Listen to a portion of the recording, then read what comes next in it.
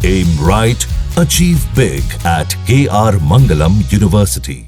UP के मेरठ में एक बार फिर पुलिस की वर्दी शर्मसार हुई है। एक दरोगा ने सरेआम गारमेंट शॉप में चोरी की। दुकानदार ने शिकायत की तो दरोगा उल्टे उसे ही धमकाने लगा, लेकिन उसे पता नहीं था कि चोरी की पूरी वारदात सीसीटीवी कैमरे में कैद हो गई। और जब दुकानदार की शिकायत पर जांच हुई तो दरोगा को पुलिस विभाग ने निलंबित कर दिया।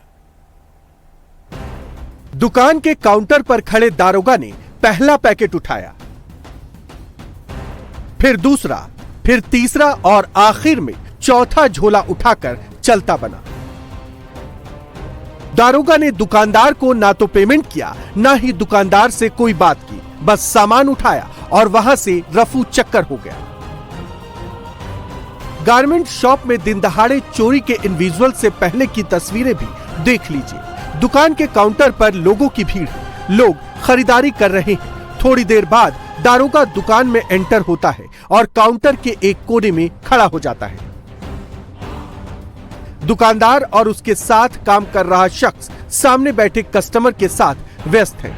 उनका ध्यान दारोगा पर नहीं जाता है। थोड़ी देर बाद एक एक करके सभी कस्टमर्स वहां से चले जाते हैं, लेकिन दारोगा वहीं खड़ा रहता है और थोड़ी देर बाद वो 4 थैले उठाता है और वहां से चलता बनता है। दारोगा को शायद पता नहीं था कि जहां वो खड़ा है उसके ठीक सामने सीसीटीवी कैमरा लगा हुआ है और दारोगा की सारी हरकत उसमें कैद हो रही। खाकी को शर्मसार करने वाली ये तस्वीरें मेरठ के भगत सिंह मार्केट में सिंघल गारमेंट्स की है। जिस दारोगा पर चोरी का आरोप लगा है वो यातायात विभाग में तैनात है। दुकानदार ने जब दारोगा से चोरी करने वाली बात का पूछा तो दारोगा भड़क गया। पहले तो उसने चोरी से इनकार किया, लेकिन जब दुकानदार ने सीसीटीवी फुटेज दिखाया तो वो बैकफुट पर आ गया। पहले दुकानदार ने दारोगा के खिलाफ कोई शिकायत दर्ज नहीं कराई थी, लेकिन दारोगा दुकानदार को परेशान करने लगा, दुकानदार को धमकी देने लगा, यहाँ तक कि दुकान में आने वाले कस्टमर्स की गाड़ियों का चालान काटने लगा। दारोगा पर दुकान में आने वाले कस्टमर्स के साथ बदसलूकी करने के भी आरोप लगे। सीसीटीवी की जांच से साफ हो गया कि चोरी दारोगा ने ही की थी, जिसके बाद पुलिस विभाग ने आरोपी दारोगा को निलंबित कर दिया और उसके खिलाफ विभागीय जांच बैठा दी। और बात ग्वालियर की करते हैं, जहां सड़क ही जंग के मैदान में तब्दील हो गई। दरअसल 2 गुट आपस में वर्चस्व की लड़ाई में आमने सामने आ गए। जिसको जो कुछ हाथ लगा उसने उसी को हथियार बना डाला और इस टकराव में कूद पड़ा। आखिर बीच सड़क पर इतना बवाल क्यों हुआ? 2 गुटों को आपस में क्या रंजिश थी, क्या नाराजगी थी और क्या मारपीट कर रहे लोगों को सजा भी मिली? तमाम सवालों के जवाब इस रिपोर्ट में। दनादन लाठी डंडे बरस रहे हैं, जमकर पत्थरबाजी हो रही है। रोड के बीचों बीच मारपीट हो रही है। दबंगों पर जान से मार डालने का भूत सवार है। बीच पुल पर कार वाले और बाइक वाले जमकर मारपीट कर रहे हैं। दोनों पक्ष एक दूसरे की जान लेने पर उतारू है। जिसको जो मिला वो उसी से हमला कर रहा है। कोई हाथों में लाठी डंडा लिए पिटाई कर रहा है, कोई लात घूंसे बरसा रहा है, कोई सड़क किनारे पड़े पत्थर से प्रहार कर रहा है, तो कोई मुक्कों की बरसात कर रहा है। हर कोई खून का प्यासा बन गया है, एक दूसरे की जान लेने के फिराक में है। गुंडाई का ये वीडियो सामने आया है एमपी से। ग्वालियर में बदमाशों के हौसले बुलंद है। घटना विवेकानंद नीडम के पास बने ओवर ब्रिज की है। दोनों पक्ष सरेराह मारपीट कर अपना दबदबा बनाना चाह रहे हैं। वर्चस्व की इस लड़ाई को देखकर लोग घबरा जाते हैं। कुछ लोग बगल से निकल जाते हैं, कुछ लोग दूर से देखकर डर के मारे रुक जाते हैं।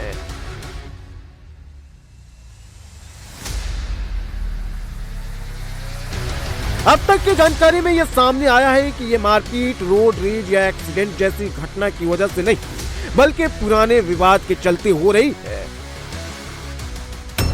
यहाँ गुज्जर और बघेल समाज में पुरानी रंजिश है। 1 महीने पहले भी इनके बीच विवाद हुआ था, तभी से ये लोग एक दूसरे के खून के प्यासे थे। बघेल समाज के लड़कों को ये जानकारी मिली कि गुज्जर समाज के लड़के एग्जाम देकर कार से यहाँ से गुजर रहे हैं।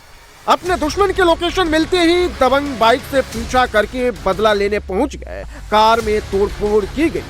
गुस्से में दोनों पक्षों के बीच जमकर लाठी डंडे और लात घूंसे चलने लगे। झांसी रोड थाना क्षेत्र में विवेकानंद नीडम पुल के ऊपर जो है रोरा गांव के कुछ युवकों के साथ एग्जाम दे के लौट रहे थे, गुजर समाज के। उनके साथ में बघेल समाज के कुछ लड़कों से, जो कि पूर्व में इनका विवाद 1.5 माह पूर्व भी विवाद हुआ था, लेकिन पुराने रंजिश पर से जो है आज फिर इनके साथ में गाड़ी रोककर तोड़फोड़ व मारपीट की गई है। उनकी रिपोर्ट पर से जो है झांसी रोड पुलिस द्वारा तत्परता से वैधानिक कार्रवाई कर मेडिकल परीक्षण कराया जाकर वैधानिक कार्रवाई की जा रही है।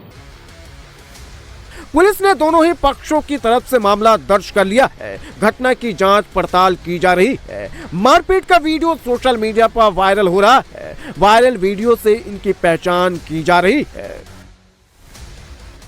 और अगली बड़ी खबर देश की राजधानी दिल्ली से है, जहां ज्योति नगर इलाके में तौफीक नाम के एक शख्स ने एक लड़की को बिल्डिंग के 5वें फ्लोर से धक्का दे दिया।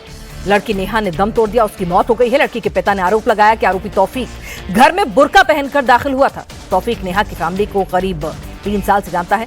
नेहा की फैमिली का आरोप है कि तौफीक उसे कई दिनों से परेशान कर रहा था, बार बार धमकी दे रहा था। वारदात के बाद से तौफीक फरार बताया जा रहा है। हमारे साथ हमारे सहयोगी कुमार सोनू इस वक्त ग्राउंड जीरो से जुड़ चुके हैं। कुमार सोनू, फिलहाल पुलिस की शुरुआती जांच में क्या कुछ सामने आया है? देखिए, ये पूरी घटना जो हुई बड़ी ही दर्दनाक घटना थी। सबसे पहले तो पिता से बात कर लेते हैं लड़की के। ये बताइए कि क्या हुआ, पूरा आपने क्या देखा था? मतलब पानी भरते ना सुबह हम तो पानी भरने गई थी, 7:45 बजे के आसपास की बात है। हाँ। तो पानी नहीं आया ना, फिर मैं थोड़ी देर बाद फिर ऊपर गया देखने, तो उसने तो उसका गला पकड़ रखा था और मार पीट रहा था। आपकी बेटी को? हाँ, और बुर्का पैर रखा था। मुंह बड़ा हुआ था उसका। जैसे ही मतलब बीच बचाव करा तो उसने उसको पीछे धक्का दे दिया और मेरे को भी धक्का दे के नीचे भाग गया। तो बुर्का पहना हुआ था? हाँ, बुर्का पैर रखा तो आपने पहचाना उसे? वो तौफीक उगाड़ रखा था ना। अच्छा, मुंह उगड़ा हुआ था। हाँ। तो आपने रोकने की कोशिश की तो? हाँ, तो मेरे को धक्का दे के फिर भाग लिया नीचे। तो क्यों मारा उसने? कुछ पता चल पाया? आप कैसे जानता था परिवार तौफीक को? उसका आना जाना था, मतलब जैसे पानी लेने आया, ये तो बहन बना रखा था, राखी बनवाता था, भैया दूज करवाता था। हाँ। तो फिर भाई जो बच्चों की तरह हो जाता तो फिर आदमी। अभी बेटी ने शिकायत की कि तौफीक परेशान करता? ऐसे नहीं, अभी 2-3 महीने से वो परेशान कर रहा था, तो हमने बंद कर दिया था उसको भी। हमारे घर ना आया ना फोन करेगा। बिल्कुल, आपने सुना, ये पिता भी हैं उस बेटी के, उस लड़की के, और चश्मदीद भी हैं उस पूरी घटना के। कि इनका साफ तौर पर कहना है कि जो तौफीक है वो बुर्का पहन के पहले घर पर आया। आपको मैं वो घर की तस्वीर भी दिखा देता हूं, ये देखना बहुत जरूरी है।